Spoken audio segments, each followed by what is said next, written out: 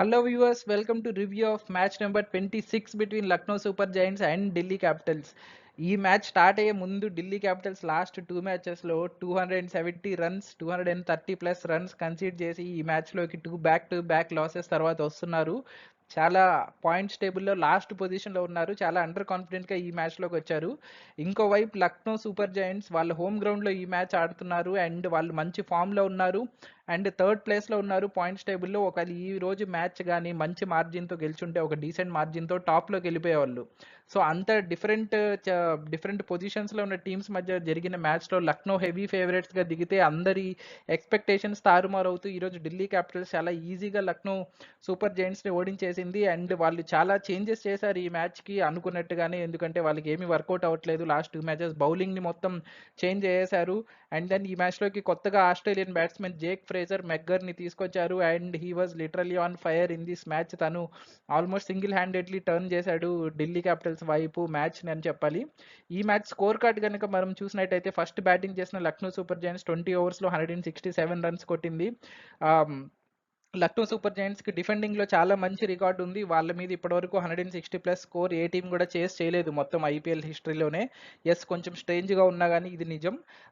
ఆ రికార్డ్ని బ్రేక్ చేస్తూ మొత్తానికి ఢిల్లీ క్యాపిటల్స్ అయితే ఈజీగా 18 ఓవర్స్లో ఎక్కడ మధ్యలో కొంచెం టైట్ అయినట్టు అనిపించింది కానీ బట్ స్టార్టింగ్ టు ఎండింగ్ వాళ్ళు గెలుస్తున్నట్టే అనిపించారు, కంట్రోల్లో ఉన్నట్టే అనిపించారు అండ్ మొత్తానికి 18 ఓవర్స్లో కొట్టేసి సెకండ్ విన్ నమోదు చేసేశారు. End score card is like DC beat LSG by 6 wickets and 11 balls remaining. So ఈ మ్యాచ్ డీటెయిల్ రివ్యూలోకి వెళ్ళిపోదాం.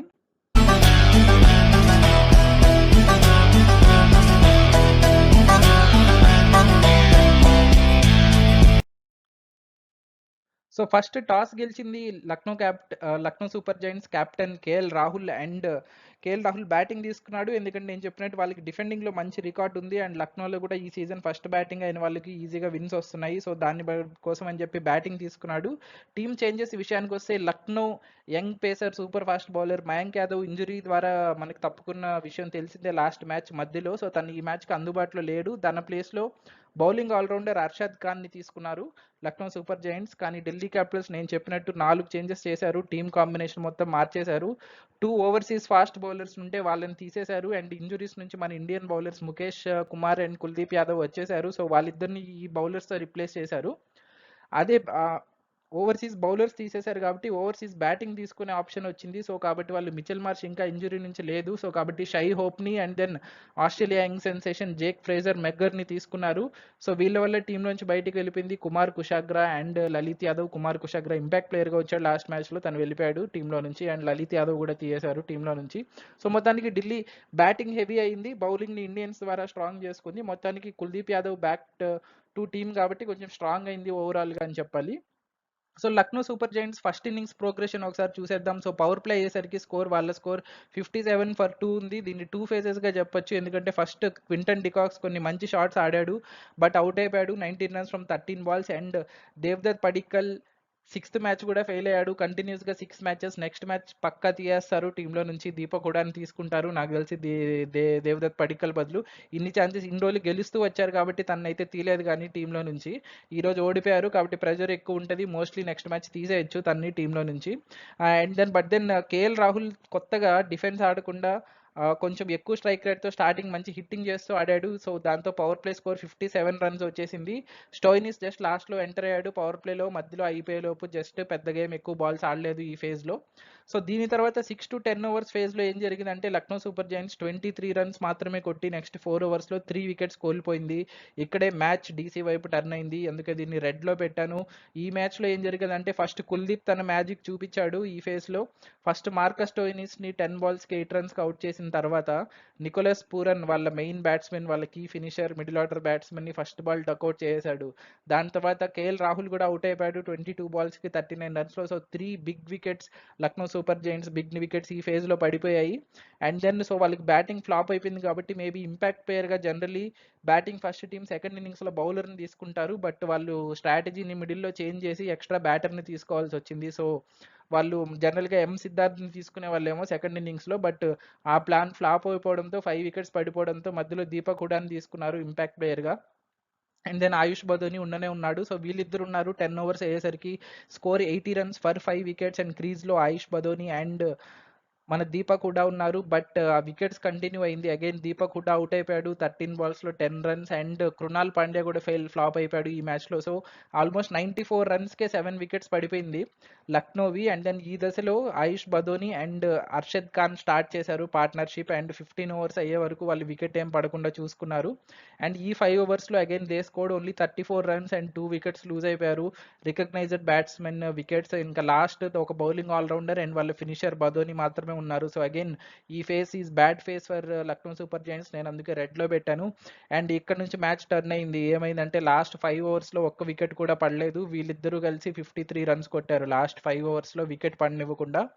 ఇన్ఫాక్ట్ వీళ్ళు చేసిన 8th వికెట్ పార్ట్నర్షిప్ ఐపీఎల్ హిస్టరీలోనే ఇప్పటివరకు హైయెస్ట్. 8th వికెట్కి అంత పెద్ద పార్ట్నర్షిప్ ఎప్పుడు జరగలేదు. సో వాళ్ళ అంత హైయెస్ట్ పార్ట్నర్షిప్ జరిగింది 8th వికెట్కి. So for Lucknow Super Giants and మొత్తానికైతే వాళ్ళు 167 రన్స్ కొట్టేశారు 7 వికెట్స్ లూజ్ అయ్యే టైంకి 20 ఓవర్స్లో. సో ఫస్ట్ ఇన్నింగ్స్లో కీ పర్ఫార్మర్స్ చూస్తే అన్డౌటెడ్లీ ఆయుష్ బదోని సింగిల్ హ్యాండ్గా ఆల్మోస్ట్ 94 ఫర్ 7 నుంచి 167 వచ్చిందంటే మోస్ట్లీ ఆయుష్ బదోని కొట్టాడు majority of the runs. Arshad Khan మంచి సపోర్ట్ ఇచ్చాడు but Ayush Badoni was the top performer. And bowling excellence by Kuldeep Yadav. Injury తర్వాత వస్తున్నాడు. వాళ్ళు ఫస్ట్ 2 మ్యాచెస్ ఆడాడు, తర్వాత 3 మ్యాచెస్ ఆడలేదు కుల్దీప్ యాదవ్. సో 20 ఈ మ్యాచ్లో అయితే ఒక మంచి స్పెల్ 20 రన్స్ వేసి 3 వికెట్స్ తీశాడు. Very very very good bowling spell from Kuldeep Yadav. And then failures Devdutt Padikkal నేను చెప్పినట్టు కంటిన్యూస్లీ ఫెయిల్ అవుతున్నాడు. అండ్ రేర్గా నికోలస్ పూరన్ మంచి ఫినిషింగ్ ఇస్తూ వచ్చాడు లక్నోకి ఈ సీజన్లో. తనైతే అవుట్ అయిపోయాడు, డక్అవుట్ అయిపోయాడు ఈ మ్యాచ్లో. సో అక్కడే గట్టి దెబ్బ తగిలింది లక్నోకి. సో ఇది ఫస్ట్ ఇన్నింగ్స్ ఇలా జరిగింది. Second innings Delhi Capitals innings progression చూసేద్దాం. సో అగైన్ ఇది కూడా 2 పార్ట్స్ చెప్పుకోవచ్చు. ఫస్ట్లో Prithvi Shah and David Warner కొంచెం మంచి ఫోర్స్ కొడుతూ కొంచెం మంచి స్టార్ట్ ఇచ్చారు. బట్ అంతలోనే డేవిడ్ వార్నర్ అవుట్ అయిపోయాడు. Now we can say David Warner definitely out of form. ఎందుకంటే లాస్ట్ 3 మ్యాచెస్ పెద్దగా స్కోర్ చేయలేదు తను. ఈ మ్యాచ్ కూడా ఫ్లాప్ అయిపోయాడు, single digit score. And then 1 డౌన్గా పంపించారు Australian young sensation Jake Fraser McGurk. So ఇక్కడ నుంచి స్టార్ట్ అయింది, రావడంతోనే హిట్టింగ్ స్టార్ట్ చేశారు. Prithvi Shaw was playing majority power ప్లేలో అయితే పృథ్వీ షానే ఎక్కువ రన్స్ కొట్టాడు. And he was playing some beautiful shots as well. అసలు భయం చూపించలేదు. తన ఏజ్ జస్ట్ 22, నిన్ననే 22 సెకండ్ బర్త్డే జరుపుకున్నాడు అని తెలుస్తుంది. బట్ అసలు ఫియర్ లేకుండా చాలా మంచి షాట్స్ ఆడాడు. మొత్తానికి పవర్ ప్లే అయ్యేసరికి 62 runs for the loss of 1 wicket వీళ్ళ స్కోర్ అయితే. దీని తర్వాత మళ్ళీ మ్యాచ్ టర్న్ అయింది. నెక్స్ట్ 4 ఓవర్స్లో వాళ్ళు జస్ట్ 13 రన్స్ కొట్టారు అండ్ దెన్ 1 వికెట్ లూజ్ అయిపోయారు. ఆ స్టేజ్లో పృథ్వీ షా వికెట్ లూజ్ అయిపోయారు. పృథ్వీ షా 22 బాల్స్కి 32. అగైన్ మంచి స్టార్ట్ వచ్చింది, దాన్ని కన్వర్ట్ చేసి మ్యాచ్ విన్నింగ్స్ ఆడేలోపు అవుట్ అయిపోతాడు. ఇదే ఫ్రస్ట్రేషన్ మనకి పృథ్వీ షా తోటి. అదే కంటిన్యూ అయింది ఈ మ్యాచ్లో. Then came Rishabh Pant and వీళ్ళు 10 ఓవర్స్కి అయితే 75 ఉంది. ఫస్ట్ నుంచి ట్రై చేశారు కాబట్టి కానీ కనెక్ట్ అవ్వలేదు ఈ స్టేజ్లో. మొత్తానికి దీని తర్వాత నుంచి మ్యాచ్ మళ్ళీ టర్న్ అయింది. సో ఈ నెక్స్ట్ ఫేజ్లో ఏం జరిగిందంటే 70 రన్స్ కొట్టేశారు నెక్స్ట్ 5 ఓవర్స్లో ఢిల్లీ క్యాపిటల్స్.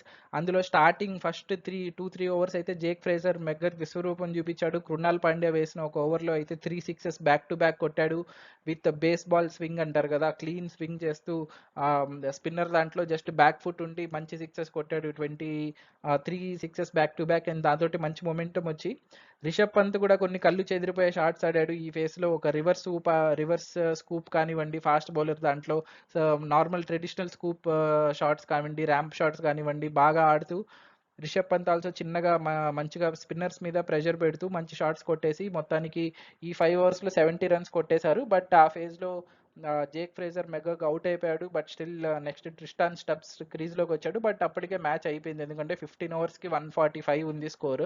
ఇంక జస్ట్ 23 రన్స్ 5 ఓవర్స్ రిమైనింగ్ ఉంది. సో అది జస్ట్ ఆ ఫార్మాలిటీని నెక్స్ట్ రిషబ్ పంత్ అవుట్ అయిపోయినా కానీ remaining 2 batsmen Shai Hope and Tristan Stubbs 3 ఓవర్స్లో ఆ 25 రన్స్ కొట్టేసి మొత్తానికి 18 ఓవర్స్లో అయితే 170 రన్స్ కొట్టేసి చేశారు. సో ఇక్కడ జస్ట్ ఇంట్రెస్టింగ్ స్టార్ట్ ఏంటంటే ఒకవేళ వీళ్ళు కానీ 16.5 ఓవర్స్లో కానీ ఈ చేజింగ్ చేసేసి ఉంటే లక్నో సూపర్ జైంట్స్ 5th ప్లేస్కి వెళ్ళిపోయేదంట పాయింట్స్ టేబుల్లో టాప్ 4 నుంచి. ఎందుకంటే చాలా టీమ్స్ లాక్ అయి ఉన్నాయి కదా 6 పాయింట్స్ తోటి. సో అది జరిగేది, బట్ అదైతే జరగలేదు. వాళ్ళు 4th ప్లేస్కి అయితే వచ్చారు మొత్తానికి. సో ఈ ఇన్నింగ్స్లో కీ పర్ఫార్మెన్స్ చూసుకుంటే again Jake Fraser McGurk and Rishabh Pant single హ్యాండెడ్గా ఈ ఫేజ్ కఠినమైన ఫేజ్ తర్వాత సింగిల్ హ్యాండెడ్గా ఈ ఫేజ్లో మొత్తం మ్యాచ్ వాళ్ళ వైపు టర్న్ చేసుకున్నారు. They are the top performers. And failures David Warner third consecutive failure ఇది తనకి. And then Krunal Pandya last match మంచి స్పెల్ వేసాడు, spin pitch 3 wickets for 11 runs అనుకుంటాను 4 ఓవర్స్లో. ఈ మ్యాచ్ చూస్తే కట్ చేస్తే వీళ్ళిద్దరు విరుచుకుపడ్డారు తన మీద. అండ్ దెన్ నేను చెప్పినట్టు 3 బ్యాక్ టు బ్యాక్ సిక్సెస్ పడ్డాయి జేక్ ఫ్రేజర్ మగర్ బ్యాట్ నుంచి తనకి. సో 3 ఓవర్స్కి 45 రన్స్ ఇచ్చాడు, ఒక్క వికెట్ కూడా పడలేదు. So failure for Krunal Pandya in this match. So ఈ మ్యాచ్లో నాకు తెలిసి డిసైడింగ్ మూమెంట్స్ ఏంటంటే ఫస్ట్ ఇన్నింగ్స్లో కుల్దీప్ యాదవ్ మ్యాజికల్ స్పెల్, దాంట్లో back to back wickets from Marcus Stoinis and Nicholas Pooran. ఎందుకంటే లక్నోకి ఈ సీజన్లో మంచి middle order batting and hitting and finishing వస్తుందంటే వీళ్ళిద్దరే మోస్ట్లీ రీజన్ మంచి స్కోర్స్ ఇవ్వడానికి. వాళ్ళిద్దరిని బ్యాక్ టు బ్యాక్ డెలివరీస్లో పంపించగానే ఇంకా అక్కడ నుంచి బ్యాక్ ఫుట్లో పడిపోయారు లక్నో సూపర్ జైంట్స్. సో ఇది ఒక చాలా డిసైడింగ్ మూమెంట్ ఇక్కడ. అండ్ దెన్ దాని తర్వాత లాస్ట్లో 7 వికెట్స్ 94 ఫర్ 7 అంటే వాళ్ళ 8th wicket partnership which is highest in the IPL history. So this is like a deciding moment. ఒకవేళ వాళ్ళు కానీ అవుట్ అయిపోయింటే 120 130 లోపు అయిపోయింటే ఈ మ్యాచ్ ఎప్పుడు అయిపోయేది, వాళ్ళ నెట్ రన్ రేట్ చాలా పోయేది, డీసీకి కూడా బాగా ప్లస్ అయ్యేది. బట్ వీళ్ళు అట్లీస్ట్ మంచి ఫైట్ ఇచ్చి మంచి స్కోర్ ఇచ్చి కనీసం మ్యాచ్ 18th ఓవర్ జరిగే వరకు చూశారు. సో ఇది కూడా one deciding moment. And finally వీళ్ళిద్దరు పార్ట్నర్షిప్ పంత్ అండ్ మెగ్గర్క్ 10 ఓవర్స్కి 75 ఉంది. నేను చెప్పినట్టు కొంచెం ప్రెషర్ బిల్డప్ అవుతుంది, రిక్వైర్డ్ రన్ రేట్ 9 దాటింది అనుకునే లోపే క్లీన్గా 3-4 ఓవర్స్లో మ్యాచ్ టర్న్ చేశారు సింపుల్గా, బిగ్ హిట్స్ ఆడుతూ స్పిన్నర్స్ దాంట్లో particularly. So this was the deciding moment అని చెప్పొచ్చు. సో ఈ మ్యాచ్లో ఇంట్రెస్టింగ్ స్టాట్స్ చూస్తే highest 8th wicket partnership for LSG in IPL history. And DC first time ఎల్ఎస్జీని 160+ చేజింగ్లో ఓడించడం నేను చెప్పినట్టు. సో ఇదే ఫస్ట్ టైం వాళ్ళు ఓడిపోవడం, వాళ్ళు అంత మంచి డిఫెండింగ్ బ్యాటింగ్ ఫస్ట్ సైడ్ అనమాట వాళ్ళు లక్నో సూపర్ జైంట్స్.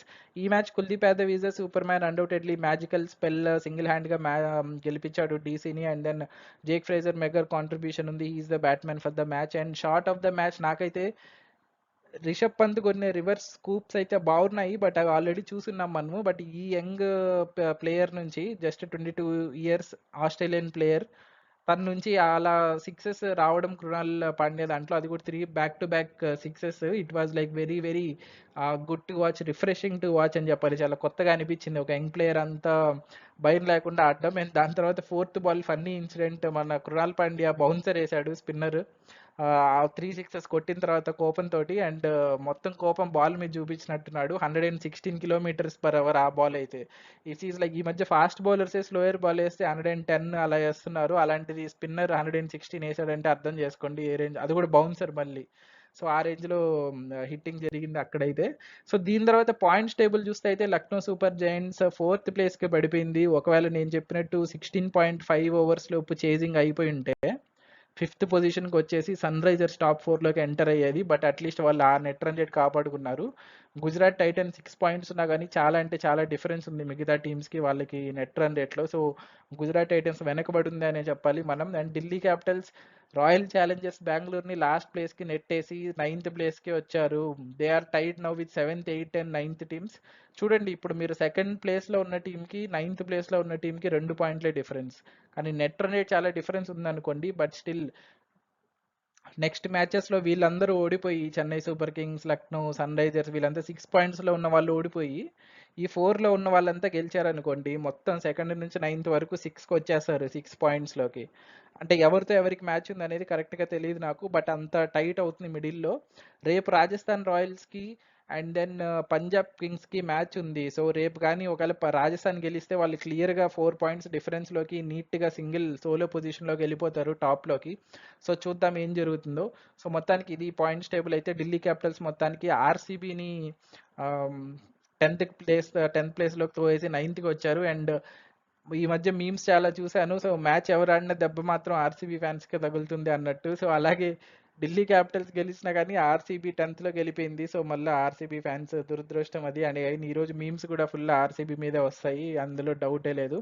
సో ఇది ఈ వీడియో మీకు నచ్చినట్లయితే ప్లీజ్ లైక్ చేయండి, కామెంట్ చేయండి, షేర్ చేయండి మీ ఫ్రెండ్స్ తోటి. అండ్ నా ఛానల్లో వీడియో ఫస్ట్ టైం చూస్తున్నట్లయితే ప్లీజ్ సబ్స్క్రైబ్ చేసుకోండి. నేను రీసెంట్గా ఛానల్ స్టార్ట్ చేశాను and I'm moving towards 700 subscribers. Thank you for your support. Thanks for watching. Tata, bye bye.